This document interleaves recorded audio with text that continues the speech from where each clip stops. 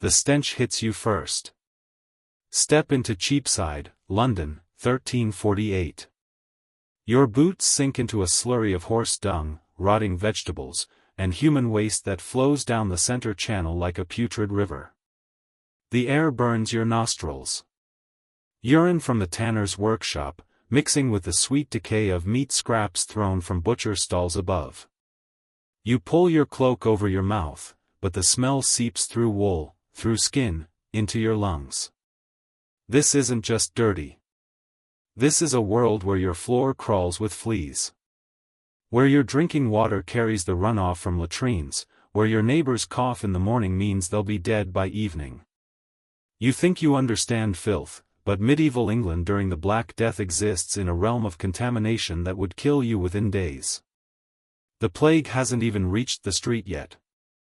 But every breath you take, every surface you touch, every flea that leaps from the rushes beneath your feet is already preparing your body for death. The people walking past you, the baker balancing bread on his head, the merchant's wife lifting her hem above the muck. They've survived here for decades. Their bodies are ecosystems you couldn't imagine. Their daily routines navigate dangers you can't see.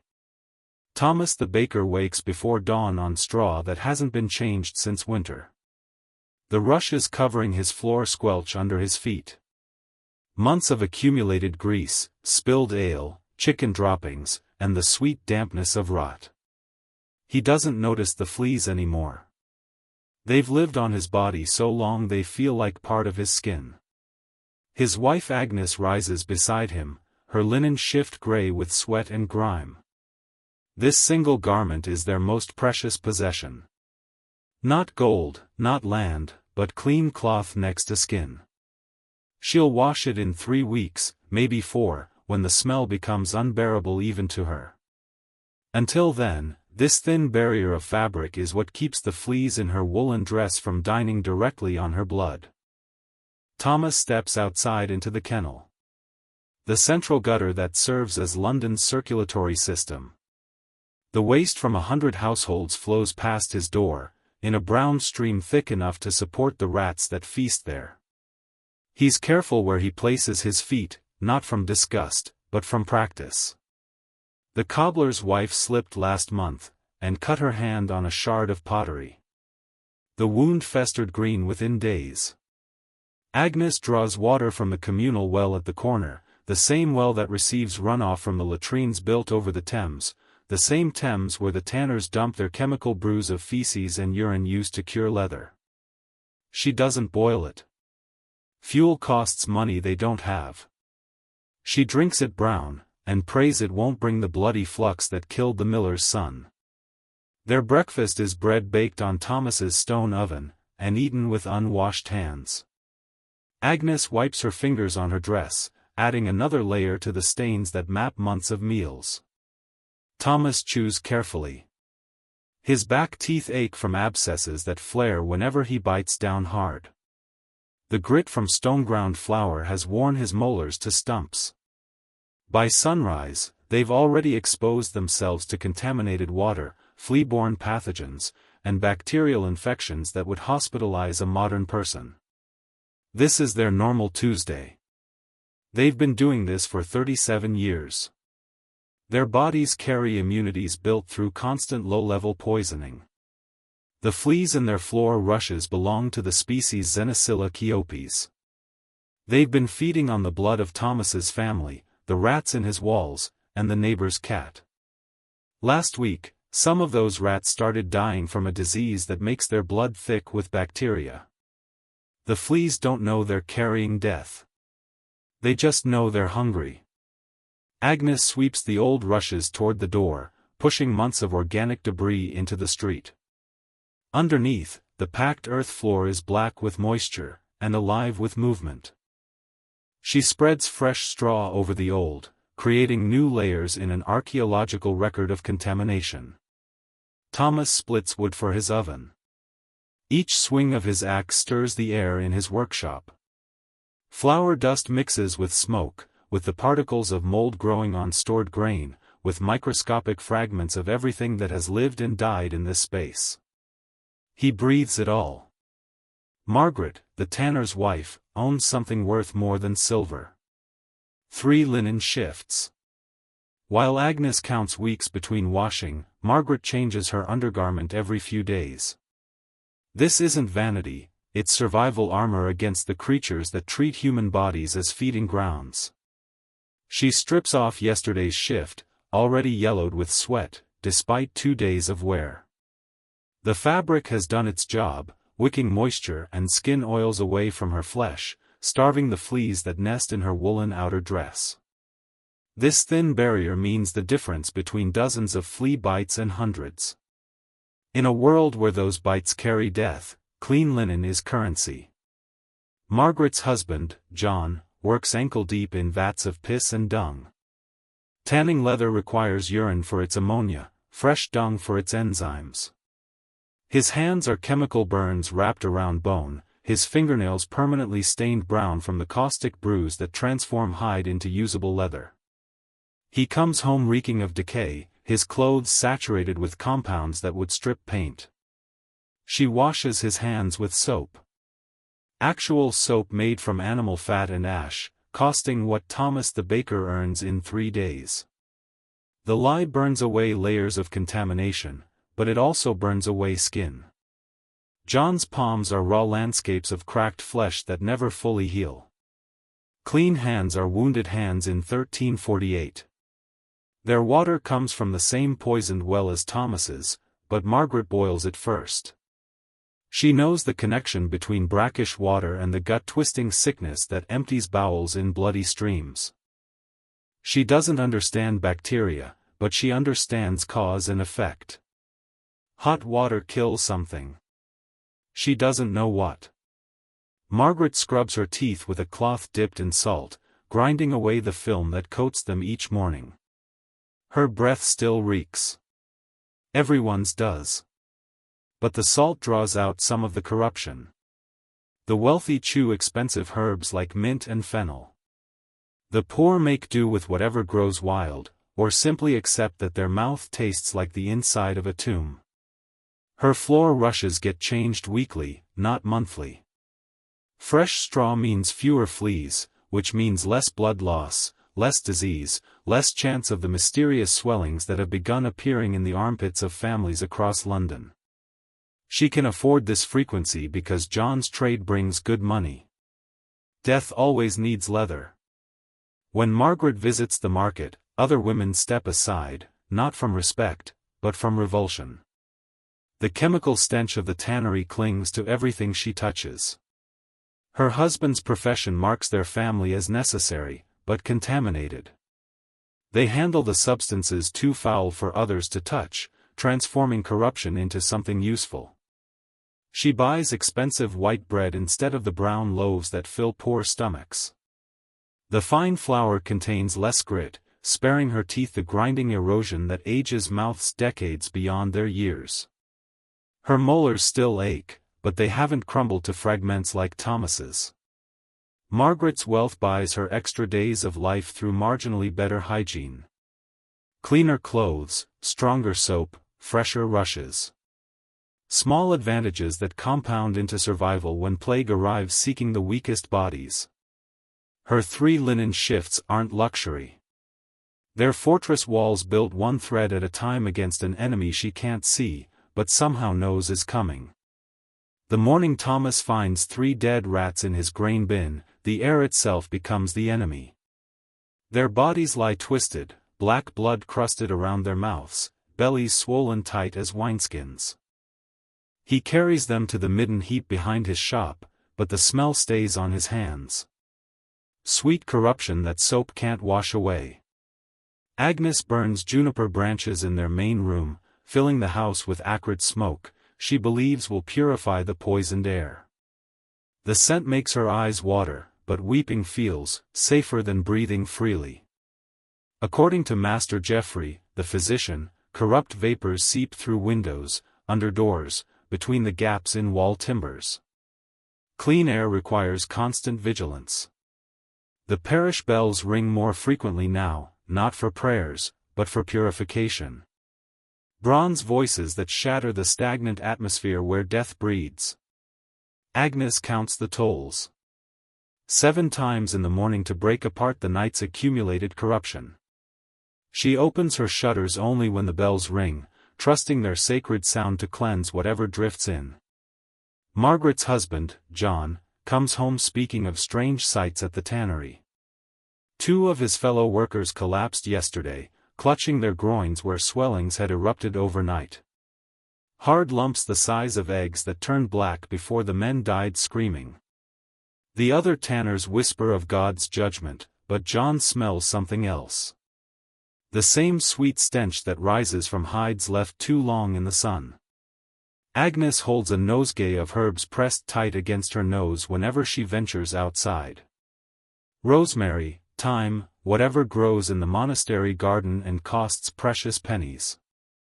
The aromatic oils burn her nostrils, but burning feels like protection. Her neighbor tried mint leaves and died within 3 days, so Agnes switches to wormwood despite its bitterness. The kennel outside Thomas's door no longer flows. The men who carted away night soil have stopped coming. Some are dead. Others have fled to countryside that might harbor cleaner air. Waste accumulates in brown hills that buzz with flies. Each fly carries the corruption from house to house. Or so Master Geoffrey explains when he passes through the quarter. With herbs stuffed in his long, beaked mask. Margaret pays double for candles blessed by priests, burning them continuously to sanctify the air inside her home. The smoke stings worse than juniper, but blessed smoke carries prayers directly to heaven. She believes the flames consume whatever poison drifts through her walls. The wax costs more than meat, but meat won't save her from air gone septic. Thomas boards up his shop's rear window, the one facing the midden where more rats appear daily.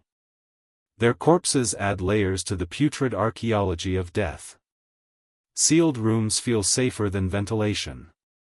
He doesn't know that trapped air grows thick with the breath of fleas breeding in his floor rushes. That his barricade locks the real danger inside with his family. Agnes boils water with costly cinnamon bark, creating steam she believes will carry purification into her lungs. She breathes the scalding vapors until her throat burns, trusting pain as evidence of the poison being driven out. The spice empties their savings. But silver means nothing if the air itself has turned lethal. The smell changes everything. What once felt merely foul, the daily stench of waste and decay, now carries the weight of cosmic threat. Every breath becomes a gamble. The familiar reek of the tannery, the sharp ammonia of latrines, the sweet rot of the midden heap all transform into harbingers of doom that seep through skin and settle in souls. Margaret clutches her youngest child closer when stepping outside, pressing his face against her shoulder so he won't breathe the corruption directly. She doesn't know that her woolen dress harbors the same fleas that killed the rats. That proximity offers no protection from enemies too small to see. The air tastes different now. Metal and flowers and something underneath that makes saliva thick and bitter. Death has its own flavor. And once you learn to recognize it, you taste it everywhere. Margaret stands outside her daughter's door with a bowl of hot tea and clean rags, listening to the labored breathing that started 3 days ago. Mary's fever broke this morning, but the swelling under her left arm has grown hard as stone, and black around the edges. The choice facing Margaret isn't medical. It's mathematical. Enter that room and die with her daughter, or abandon her to save the 3 children who still draw healthy breath.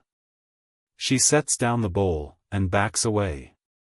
The water grows cold on the floor. John burns everything they own that carry scent, their wool blankets, Mary's favorite dress, even the rushes from her sleeping area. All fed to flames in their courtyard, while neighbors watch from shuttered windows.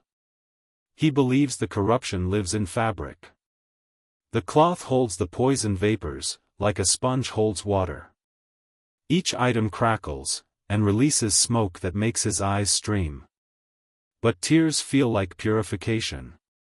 Master Geoffrey arrives, wearing his leather beak stuffed with aromatic herbs. The pointed mask makes him look like a monstrous bird. He bleeds Mary through a small cut in her wrist, letting the corrupted humors drain into a bronze bowl. The blood runs darker than it should, thick with whatever poison the bad air planted in her body. He doesn't touch her directly. Corruption passes through skin, he explains, seeping from the sick into the healthy through mere contact. Thomas burns green wood in his oven, creating thick smoke he believes will cleanse the air throughout his shop.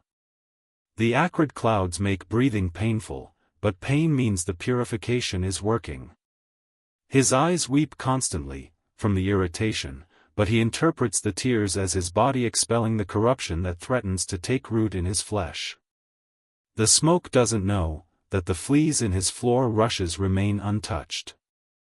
Still feeding, still breeding, still carrying the real enemy between rat and human. Agnes forces herself to drink wine mixed with crushed pearls, an expensive remedy that scrapes her throat raw, but supposedly neutralizes internal corruption, before it can spread through her blood. The mixture tastes like chalk, and regret. But the merchant who sold it swore the pearl's purity would drive out any poison that had already entered her body.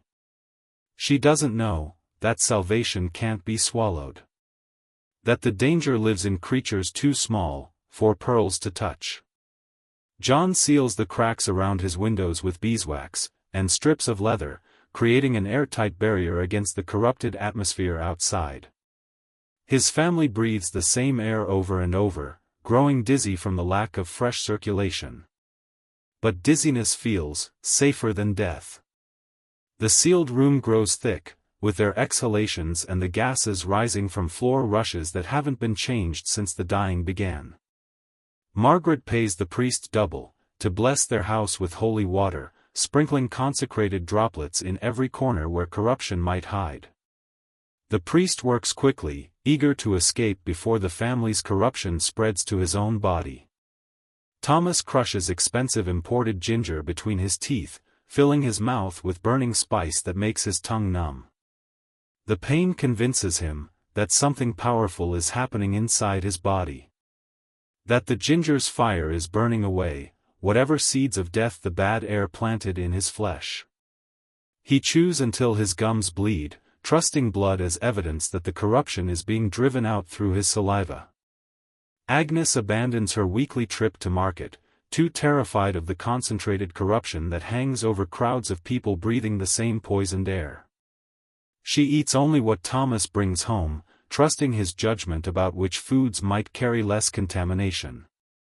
Their diet shrinks to bread and whatever vegetables appear least touched by the miasma that transforms everything wholesome into vehicles for death. The family next door boards up Mary's window, from the outside, sealing her inside to prevent her corruption from spreading to their children. Margaret can hear her daughter calling for water. But opening that door means opening a pathway for death to flow from the sick room into the healthy spaces where her other children sleep. She sits with her back against the sealed door. Close enough to hear Mary's voice. But separated by wood that feels thinner than breath. John builds a fire in their courtyard and tends it continuously, believing the flames consume the poison vapors before they can settle in his family's lungs. The smoke stings their eyes and makes their throats raw. But burning air feels cleaner than still air. He doesn't sleep. Someone must feed the flames through the dangerous hours of darkness when corruption grows strongest and seeps most easily through walls that can't completely seal out death. Margaret wakes to silence from Mary's room. No labored breathing. No calls for water. Just the terrible quiet that means another choice has been made for her. She presses her ear against the sealed door and hears nothing except the scratching of rats in the walls. Her daughter died alone while Margaret sat 3 feet away. Separated by wood and terror.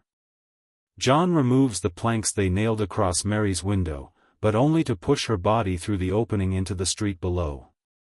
He won't enter the room where death has fed. Won't breathe air that a dying girl exhaled for 3 days.